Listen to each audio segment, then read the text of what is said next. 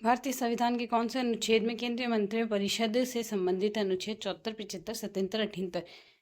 भारत में संसदीय शासन प्रणाली होने के कारण यहाँ दो प्रकार की कार्यपालिका है। राष्ट्रपति नाम मात्र की कार्यपालिका के रूप में कार्य करता है, जबकि मंत्रिपरिषद वास्तविक कार्यपालिका के रूप में कार्य करते हैं। चूंकि संसदीय शासन प्रणाली में वास्तविक शक्तियां मंत्रिपरिषद में निहित होती है, अतः इसे मंत्रिमंडलीय सरकार भी कहा जाता है। भारतीय संविधान के अनुच्छेद 74, 75, 77, 78 में मंत्रिपरिषद के संबंध में उल्लेख किया गया है। इसमें से अनुच्छेद 74 व 75 अधिक महत्वपूर्ण है। अनुच्छेद 74 एक तो कहता है राष्ट्रपति को सहायता व सलाह देने के लिए एक मंत्रिपरिषद होगी जिसका प्रधानमंत्री होगा। अनुच्छेद 74 दो कहता है इस प्रश्न की किसी न्यायालय में जांच नहीं की जा सकती, मंत्रिपरिषद ने राष्ट्रपति को क्या सलाह दी या नहीं, यदि सलाह दी तो क्या सलाह दी। किस संविधान संशोधन के तहत राष्ट्रपति को यह अधिकार प्रदान किया गया है कि किसी साधारण विधेयक को मंत्रिपरिषद के समक्ष पुनर्विचार के लिए लौटा सकता है। अनुच्छेद 44वें संविधान संशोधन में कहा गया है राष्ट्रपति को मंत्रिपरिषद द्वारा दी गई सलाह की प्रकृति अनुच्छेद 53 के अनुसार संघ की समस्त कार्यपालिका शक्ति राष्ट्रपति में निहित होगी, जिसका प्रयोग वह स्वयं व अधीनस्थ अधिकारियों के माध्यम से करेगा। उक्त अनुच्छेद में वर्णित अधीनस्थ अधिकारियों के संबंध में कोई स्पष्टता नहीं है। अनुच्छेद 74 एक के अनुसार राष्ट्रपति की सहायता और सलाह के लिए एक मंत्रिपरिषद होगी। सर्वोच्च न्यायालय के निर्देशानुसार अनुच्छेद 53 में 74 एक के आपस में पूरक अनुच्छेद है जिन्हें साथ में पढ़ा जाना आवश्यक है। इसका अर्थ है कि अनुच्छेद 53 में वर्णित अधीनस्थ अधिकारियों के संबंध में मंत्रिपरिषद से अनुच्छेद 74 के अनुसार राष्ट्रपति मंत्रिपरिषद की सलाह के अनुसार कार्य करेगा। मूल संविधान में इस बात का कोई प्रावधान नहीं किया गया है कि मंत्रिपरिषद की सलाह राष्ट्रपति के लिए बाध्यकारी है अथवा नहीं। 42वें संविधान संशोधन 1976 द्वारा अनुच्छेद 74 एक में संशोधन करते हुए स्पष्ट रूप से राष्ट्रपति पर मंत्रिपरिषद की बाध्यकारी कर दिया गया है। 44वें संविधान संशोधन 1978 द्वारा राष्ट्रपति को मंत्रिपरिषद की सलाह पुनर्विचार के लिए लौटाने की शक्ति दी गई है, लेकिन पुनर्विचार के बाद सलाह को राष्ट्रपति पर बाध्यकारी किया गया है। भारत में वह मंत्री जो संसद के सदनों में किसी भी सदन का सदस्य नहीं है उसे मंत्री के पद से मुक्त हो जाना पड़ता है 6 माह के बाद। निम्न में से कौन से निम्न कथनों पर विचार कर सही कथन का चयन करना है। तो सही कथन है हमारे पास यहाँ से प्रधानमंत्री की सलाह व अन्य मंत्रियों की नियुक्ति राष्ट्रपति करता है और मंत्री राष्ट्रपति के प्रसाद पर्यंत अपना पद धारण करते हैं। इस प्रश्न के दो वक्तव्य हैं, हमें बताना है कौन सा सही है। तो इसमें अगर देखें हमारे पास लोकसभा और राज्यसभा दोनों के सदस्य संघीय सरकार के मंत्री बनने के लिए पात्रता रखते हैं। अनुच्छेद 75 एक में प्रधानमंत्री की नियुक्ति राष्ट्रपति करेगा तथा अन्य मंत्रियों की नियुक्ति राष्ट्रपति प्रधानमंत्री की सलाह से करेगा। राष्ट्रपति लोकसभा में बहुमत दल के नेता को प्रधानमंत्री के रूप में नियुक्त करता है, लेकिन यदि लोकसभा के किसी भी दल से स्पष्ट बहुमत प्राप्त न हो तो प्रधानमंत्री का चयन राष्ट्रपति स्वयं विवेक से कर सकता है, लेकिन मंत्रियों की नियुक्ति राष्ट्रपति स्वयं विवेक का प्रयोग नहीं कर सकता, बल्कि उस व्यक्ति को मंत्री के रूप में नियुक्त करेगा जो सलाह प्रधानमंत्री उसे देगा। भारतीय संविधान के मंत्रियों के लिए योग्यता का उल्लेख नहीं किया गया है, लेकिन संसदीय शासन होने के कारण यहाँ कार्यपालिका को व्यवस्थापिका का हिस्सा होना आवश्यक है, अतः मंत्रियों के लिए संसद का सदस्य होना अनिवार्य है। 75(5) के अनुसार कोई मंत्री जो निरंतर 6 माह किसी भी अवधि तक संसद का किसी भी सदन का सदस्य नहीं है उस अवधि की समाप्ति पर मंत्री नहीं बन रहेगा। किसी मंत्री के पद पर नियुक्ति के समय संसद का सदस्य होना आवश्यक है, लेकिन नियुक्ति से 6 माह की अवधि तक उसे संसद के किसी भी एक सदन की सदस्यता ग्रहण करना आवश्यक नहीं है। संसद का सदस्य होना आवश्यक नहीं है, नियुक्ति के समय पर 6 माह तक उसे सदस्य होना आवश्यक है। कोई व्यक्ति संसद की सदस्यता के बिना अधिकतम 6 माह तक मंत्री के पद पर कार्य कर सकता है। सर्वोच्च न्यायालय के नियमानुसार संसद की सदस्यता के बिना किसी व्यक्ति के एक बार 6 माह तक मंत्री के पद पर बने रहने के उपरांत सरकार उस कार्यकाल में वह पुनः तब तक मंत्री नहीं बन सकता जब तक कि वह संसद के किसी भी सदन का सदस्यता ग्रहण ना कर ले। यहाँ से मैं बताना है कौन सा कथन सही है। तो सही में अगर देखें तो संघीय मंत्रिपरिषद लोकसभा के प्रति सामूहिक रूप से उत्तरदायी है। संविधान के अनुसार संघीय मंत्रिपरिषद में मंत्री अपना पद धारण करते हैं राष्ट्रपति के प्रसाद पर्यंत। अनुच्छेद 75(2) मंत्री राष्ट्रपति के प्रसाद पर्यंत अपना पद धारण करेंगे। राष्ट्रपति किसी मंत्री के बिना किसी प्रक्रिया के तथा बिना कोई कारण बताए किसी भी समय पद से हटाया जा सकता है। प्रत्येक मंत्री व्यक्तिगत रूप से राष्ट्रपति के प्रति उत्तरदायी होगा। चूंकि राष्ट्रपति यह कार्य प्रधानमंत्री की सलाह से करता है, अतः व्यवहारिक रूप से प्रत्येक मंत्री प्रधानमंत्री के प्रति उत्तरदायी है। अनुच्छेद 75(2) के अनुसार यह प्रावधान किया गया है ताकि मंत्रियों को प्रधानमंत्री के नियंत्रण को सुनिश्चित किया जा सके। यदि कोई मंत्री प्रधानमंत्री के कार्य में अड़चन पैदा करे तो प्रधानमंत्री इस माध्यम से उसे पद से हटवा सकता है। संघीय मंत्रिपरिषद के मंत्री सामूहिक रूप से उत्तरदायी होते हैं, केवल लोकसभा के प्रति। यहाँ से हमें बताना है तो इसमें देखिए, मंत्रिपरिषद संसद की एक कार्यकारी समिति है। वह संसद के प्रतिनिधि के रूप में सामूहिक रूप से शासन करती है। अनुच्छेद 75(3) मंत्रिपरिषद लोकसभा के प्रति सामूहिक रूप से उत्तरदायी होगी।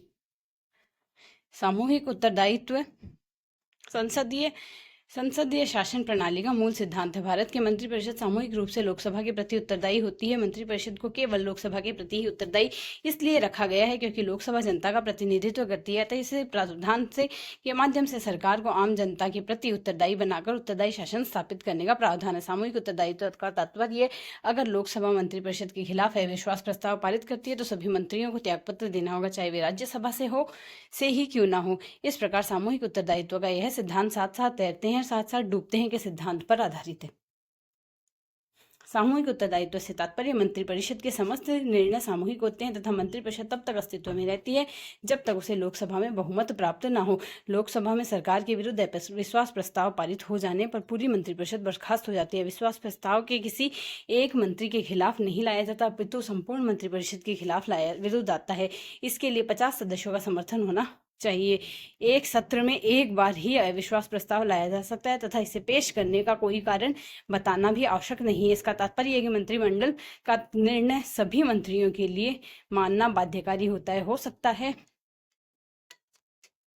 हो सकता है कि जब मंत्रिमंडल किसी मुद्दे पर निर्णय कर रहा था, उस समय कोई एक मंत्री उससे सहमत नहीं था, लेकिन निर्णय होने के बाद उस मंत्री को वह निर्णय मानना पड़ेगा। इस प्रकार सभी मंत्रियों को वह कर्तव्य होता है कि मंत्रिमंडल के निर्णय को माने, संसद के बाहर भीतर एक जैसे स्वर का समर्थन करे। अगर कोई मंत्री मंडल के निर्णय से असंतुष्ट है तो उसे त्यागपत्र देना होगा।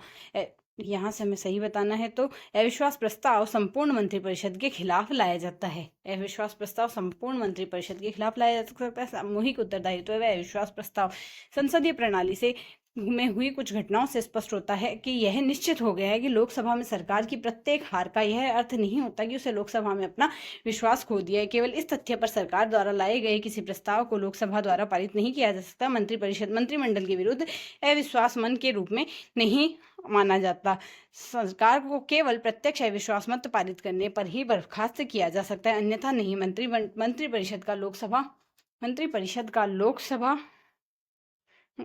मंत्रिपरिषद लोकसभा के प्रति उत्तरदायित्व तो संयुक्त और अविभाज्य। इसका तात्पर्य किसी एक मंत्री के विरुद्ध अविश्वास प्रस्ताव नहीं लाया जा सकता। नियम 198 फर्स्ट के तहत अधीन अविश्वास प्रस्ताव संपूर्ण मंत्रिपरिषद के विरुद्ध ही लाया जा सकता है। लोकसभा अब तक 28 बार अविश्वास प्रस्ताव लाए गए, लेकिन एक भी बार पारित नहीं हुआ। 1979 में मोरारजी देसाई के खिलाफ अविश्वास प्रस्ताव पर चर्चा हुई थी, पर पारित होने से पहले उन्होंने अपना त्यागपत्र दे दिया था। 1990 में बीपी सिंह, 1997 में देवगौड़ा, 1999 में वाजपेयी विश्वास मत हासिल करने में सफल रहे थे, न कि खिलाफ अविश्वास प्रस्ताव पारित हुआ था। ये विश्वास मत हासिल करने में असमर्थ रहे थे, अविश्वास प्रस्ताव पारित नहीं हुआ था।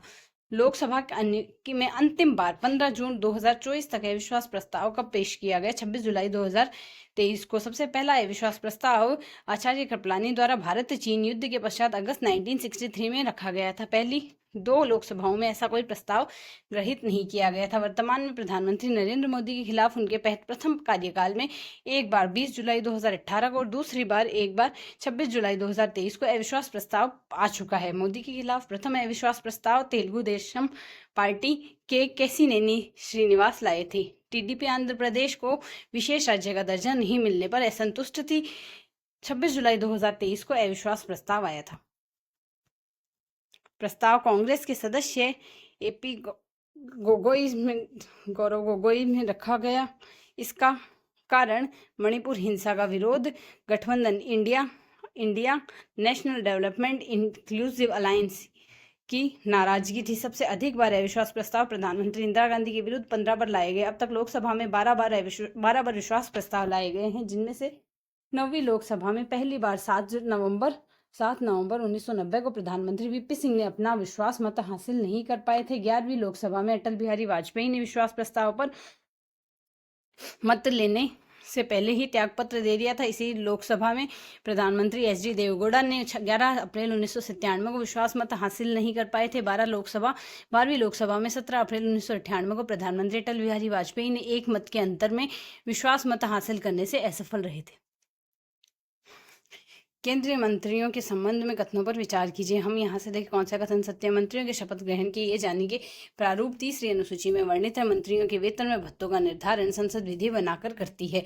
मंत्रियों की शपथ अनुच्छेद 74(4) में अनुच्छेद 74(4) में किसी मंत्री द्वारा अपना पद ग्रहण करने से पहले राष्ट्रपति 3री अनुसूची में इस प्रयोजन के लिए दिए गए प्रारूपों के अनुसार उसको पद की गोपनीयता की शपथ दिलाएगा। इससे तात्पर्य केंद्र सरकार के मंत्री 3री अनुसूची के दिए गए प्रारूप के तहत राष्ट्रपति के समक्ष पद व गोपनीयता की शपथ ग्रहण करेंगे। मंत्रियों के वेतन व भत्ते अनुच्छेद 75(6) में अनुच्छेद 75(6) के अनुसार मंत्रियों को उस मात्रा में वेतन तथा भत्ते दे होंगे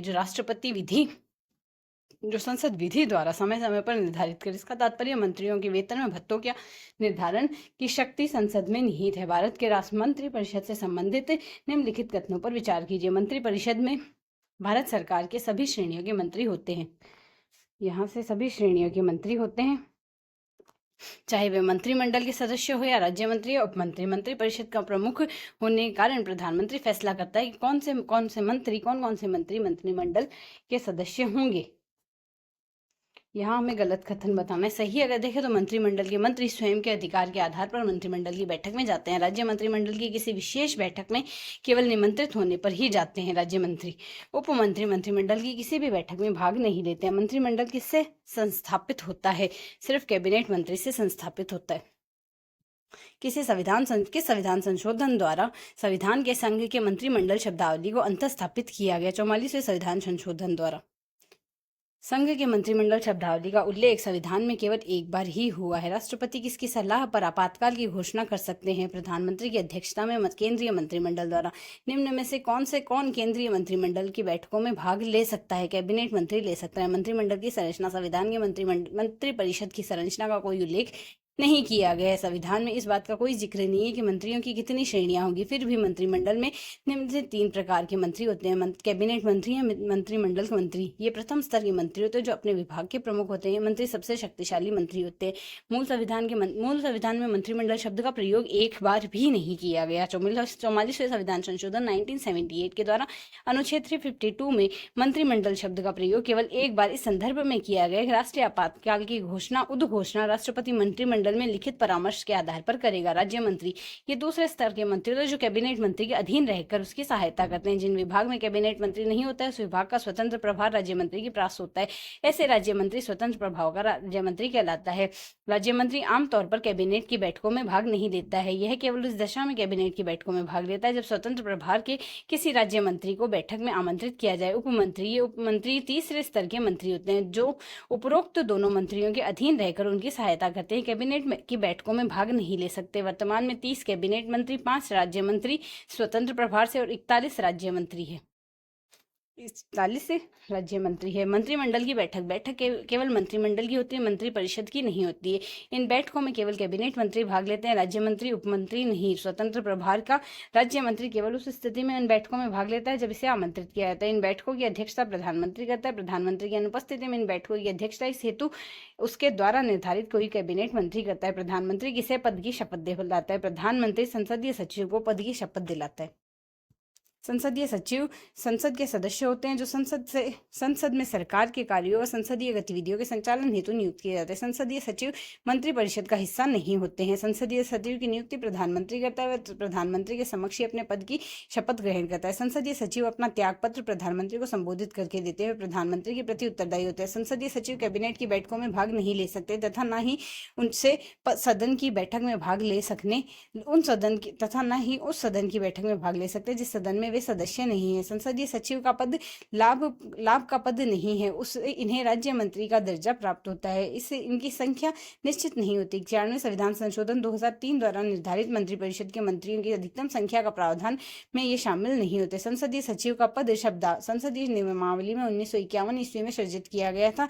उस समय 2 संसदीय सचिव बनाए गए, सतीश चंद्रा व SN मिश्रा। इसके बाद इनकी नियुक्तियां 1984 तक नहीं की गई। 1984 में राजीव गांधी ने कुछ संसदीय सचिव नियुक्त किए थे कि संविधान संशोधन में यह निश्चित किया गया कि प्रधानमंत्री को मिलाकर मंत्रियों की कुल लोकसभा सदस्य मंत्रियों सहित मंत्रियों की कुल लोकसभा सदस्यों की कुल संख्या का 15% से अधिक नहीं होगी। 91वें संविधान संशोधन में मंत्रिपरिषद का आकार अनुच्छेद 75(1) में मूल संविधान में इस बात का कोई उल्लेख नहीं किया गया है कि मंत्रिपरिषद में मंत्रियों की अधिकतम या न्यूनतम संख्या कितनी होगी। गठबंधन सरकारों के बढ़ते चलन के कारण मंत्रिपरिषद में मंत्रियों की संख्या अप्रत्याशित रूप से बढ़ने लगी। इस दुष्प्रभाव को निष्क्रिय करने के लिए 91वें संविधान संशोधन 2003 में 75(1) के तहत जोड़कर यह प्रावधान किया गया कि मंत्रिपरिषद प्रधानमंत्री सहित मंत्रियों की अधिकतम संख्या लोकसभा की कुल सदस्य संख्या की 15% से अधिक नहीं हो सकती। केंद्रीय मंत्रिपरिषद में मंत्रियों की अधिकतम संख्या का निर्धारण किया गया, न्यूनतम संख्या का नहीं, जबकि राज्य मंत्रिपरिषद में मंत्रियों की अधिकतम संख्या का निर्धारण नहीं किया गया है तथा न्यूनतम संख्या का भी।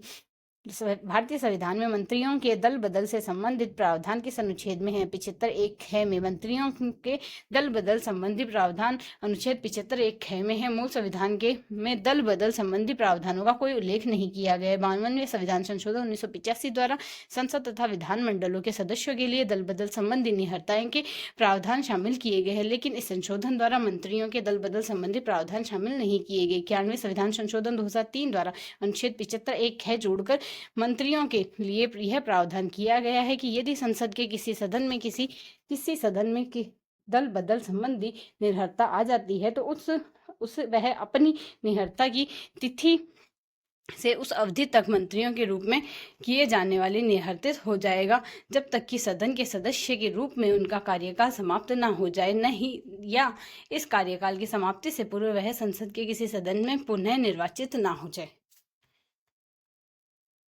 इसका अर्थ है कि संसद के किसी सदस्य द्वारा दल बदल किए जाने पर वह मंत्री नहीं बन सकता। उसे मंत्री न बन पाने की यह अयोग्यता तब तक रहती है कि जब तक वह पुनः निर्वाचित होकर संसद का सदस्य न बन जाए। लोकसभा के सरकारी दल का मुख्य सचेतक कौन होता है? संसदीय कार्य मंत्री होता है। मंत्रिमंडल की समितियां। भारत सरकार कार्यकारिणी नियम 1961 के तहत नियम 6 के तहत मंत्रिमंडल की स्थायी समितियों का प्रावधान है। प्रधानमंत्री ऐसी समितियों की संख्या घटा व बढ़ा सकता है। प्रत्येक स्थायी समिति उन मंत्रियों से मिलकर बनी है जिन्हें प्रधानमंत्री समय समय पर विनियुक्त करते थे।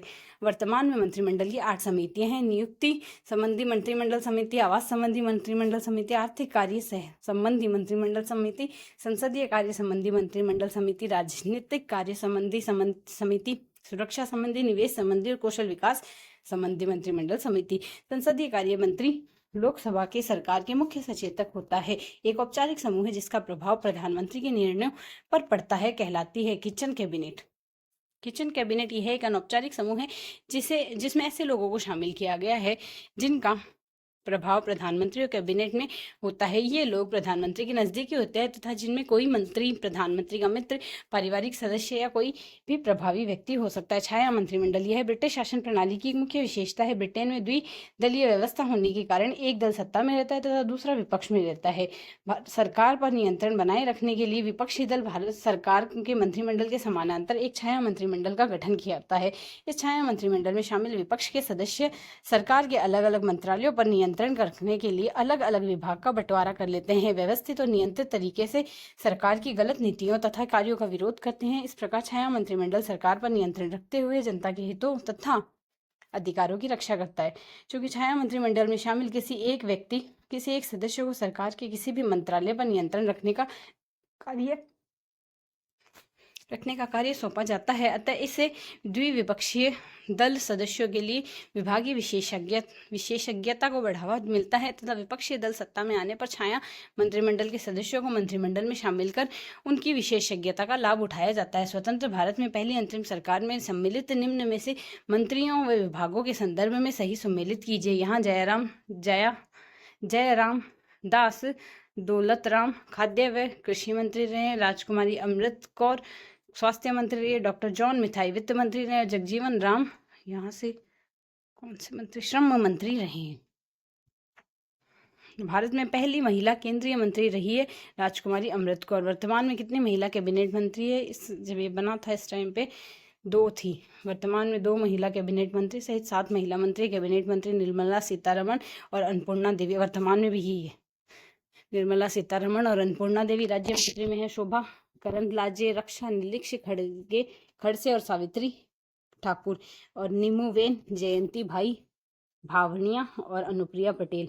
और स्वतंत्र भारत का पहला मंत्रिमंडल: जवाहरलाल नेहरू प्रधानमंत्री, विदेश मंत्री, विशेष वैज्ञानिक अनुसंधान मंत्री थे; सरदार वल्लभ भाई पटेल उप प्रधानमंत्री, सूचना और प्रसारण मंत्री; गृह व राज्य मंत्री जॉन मिथाई, वित्त मंत्री बी आर अम्बेडकर, विधि व न्याय मंत्री बलदेव सिंह, रक्षा मंत्री मौलाना अब्दुल कलाम आजाद, शिक्षा मंत्री राजेंद्र प्रसाद, खाद्य व कृषि मंत्री 15 अगस्त 1947 से 19 जनवरी 1948 तक जयराम दौलतराम खाद्य व कृषि मंत्री रहे, जनवरी 1948 से मई 1950 तक; जगजीवन राम श्रम मंत्री, राजकुमारी अमृत कौर स्वास्थ्य मंत्री, श्यामा प्रसाद मुखर्जी उद्योग व आपूर्ति मंत्री, कुंवर श्री हारमोस जी भाभा वाणिज्य मंत्री, नरहर विष्णु गौडगिल निर्माण मंत्री, खाद्य व विद्युत मंत्री, के सी नियोगी राहत व पुनर्वास मंत्री।